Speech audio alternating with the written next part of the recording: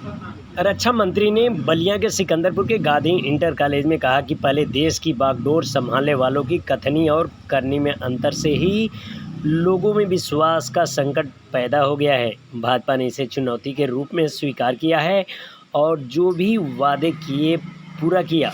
अयोध्या में राम मंदिर बन गया। प्रधानमंत्री ने अनुच्छेद 370 और 3 तलाक को भी खत्म कर दिया। जम्मू कश्मीर पे धारा 370 समाप्त होने के बाद मेरे बहनों भाइयों जिस तेजी के साथ विकास हुआ है, मैंने उस समय ही कहा था पीओके के लोग मांग करेंगे कि हम भारत में मिलना चाहते हैं, हम भारत के साथ रहना चाहते हैं। और आपने टेलीविजन के पर्दे पर कुछ दिनों पहले, कुछ महीनों पहले देख लिया होगा, पीओके के लोग मांग कर रहे हैं हम भारत के साथ रहना चाहते हैं। वह दिन आ गया है। इसका भी श्रेय हमारे प्रधानमंत्री को दिया जाना चाहिए। नागरिकता का कानून मानिए गलत फहमी पैदा करते हैं कि भारतीय जनता पार्टी वाले नागरिकता कानून लाए, मुसलमानों को भगा देंगे, ईसाइयों को भगा देंगे, यहूदियों को भगा देंगे, उनकी नागरिकता समाप्त कर देंगे। बहनों भाइयों, यह बिल प्रधानमंत्री मोदी जी के मार्गदर्शन में जब मैं भारत का गृह मंत्री था मैंने किया, लोकसभा में पास भी हुआ, राज्यसभा में बहुमत न होने के कारण पास नहीं होगा। बाद में हमारे छोटे भाई अमित शाह जी आए, गृह मंत्री बने, उन्होंने फिर पास कराया। मैं मुस्लिम भाइयों को भी कहना चाहता हूं, किसी की भी नागरिकता समाप्त नहीं होने वाली।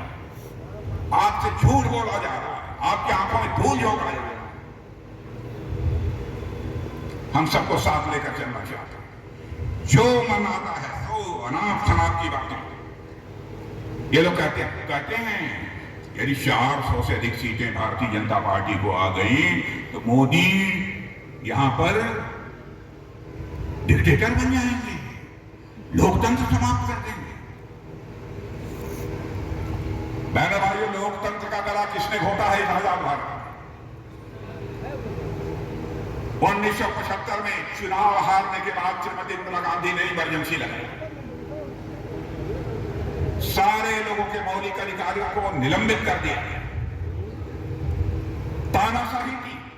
मैं दावे के साथ कह सकता हूं इस सलेमपुर के और देवरिया के लोग रहे होंगे, जो कई लोग जेल के शिक्षों के पीछे रहे होंगे। क्या अपराध किया? लोकतंत्र का गला तो आपने घोटा है और हम लोगों के ऊपर आरोप लगा रहे हैं। बहनों भाइयों, कोई मां का लाल लोकतंत्र समाप्त नहीं कर सकता भारत में। यहां के रग रग में लोकतांत्रिक मूल्यों की वास कोई नहीं समाप्त। और इन लोगों ने धारा 356 भारत के संविधान का प्रयोग करके कई बार चुनी हुई सरकारों को बर्खास्त किया।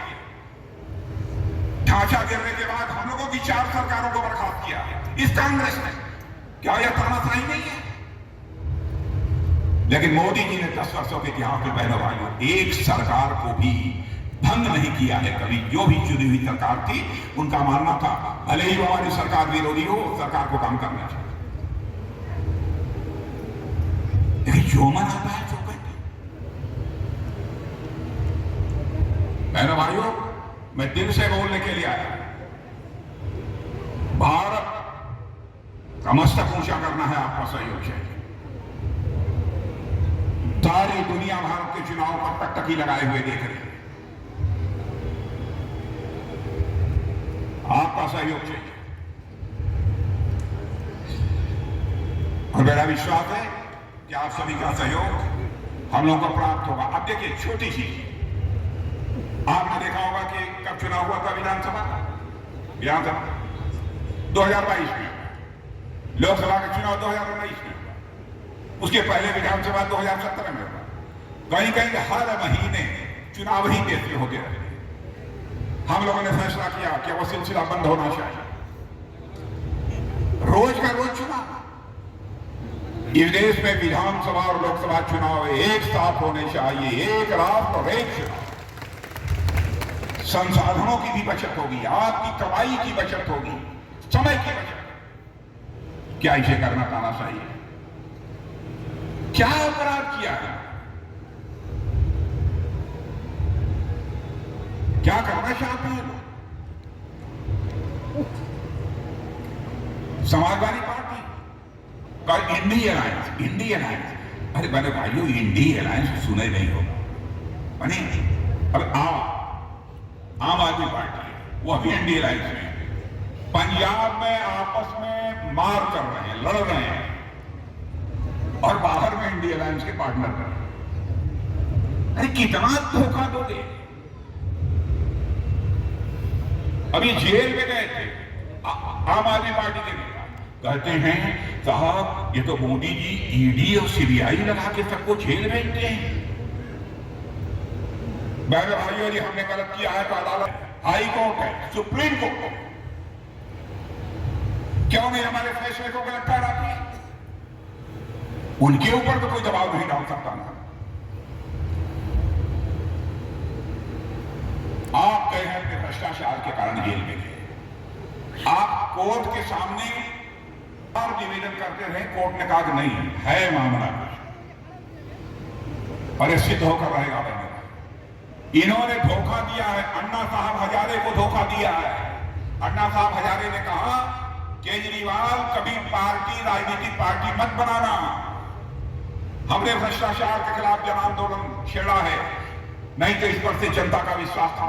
ये इन्होंने अन्ना हजारे को धोखा दिया, वह आपको बख्शेंगे, उनको चले जाएंगे भी, हम लोग नहीं भेजेंगे, अदालत नहीं कहा नो नो नो नो, 1 जून के बाद तुम भीतर नहीं रहोगे, बाहर जाना, तो तुम बाहर नहीं रहोगे, भीतर जाना। इनके घर में राज्यसभा की सांसद, आप पार्टी की सांसद लाख घूसों से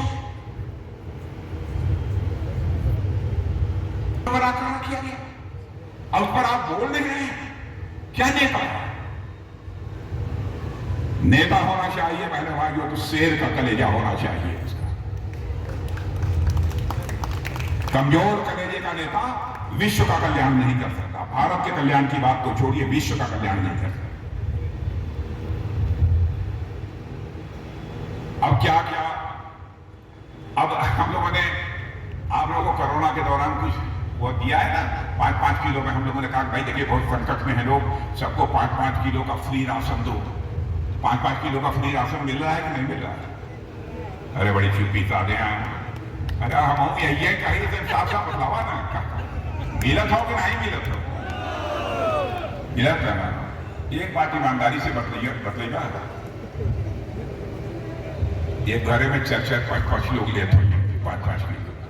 सही बात है, ऐसे ना लोग, सही बात है, 2-2, 3-3, 4-4 लोग लेते होंगे। अब केवल खाद ना होनी है, बचत हुई तो बेचू दे, और करे बाप भी तो जिंदाबाद ना मोदी बोला, कैसे काम से।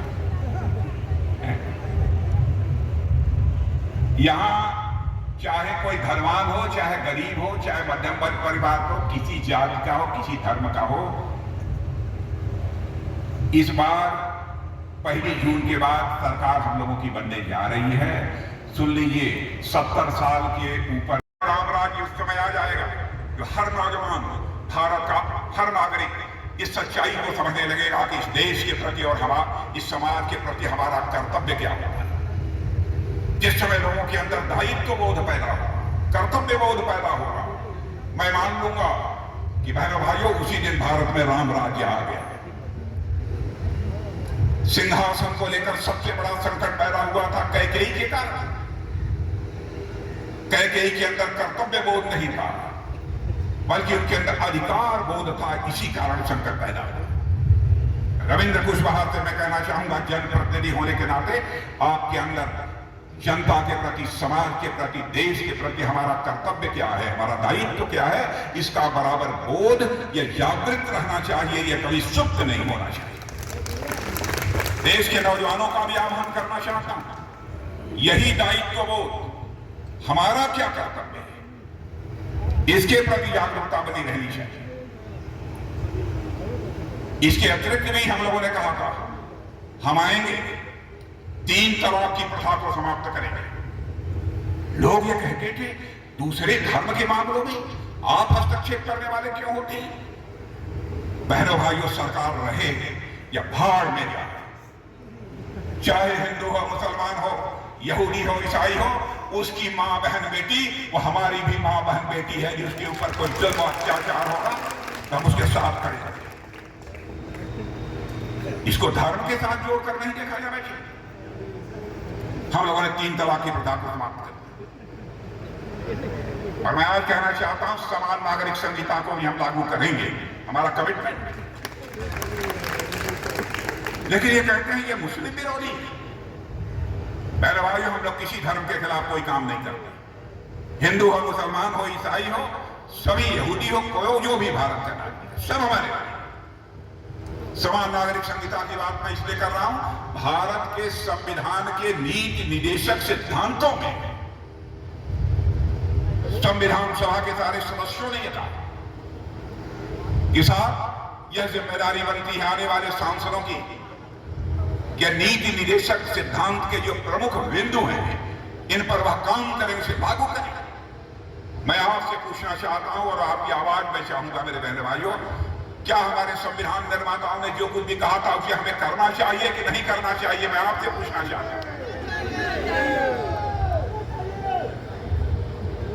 लेकिन ये सपा और कांग्रेस जो मानता है मनमाने आरोप भारतीय जनता पार्टी के ऊपर लगाने की जरूरत करते हैं। इसीलिए आज इनकी हालत यह हो गई है कि सपा को लोग कहने लगे हैं समाप्त पार्टी।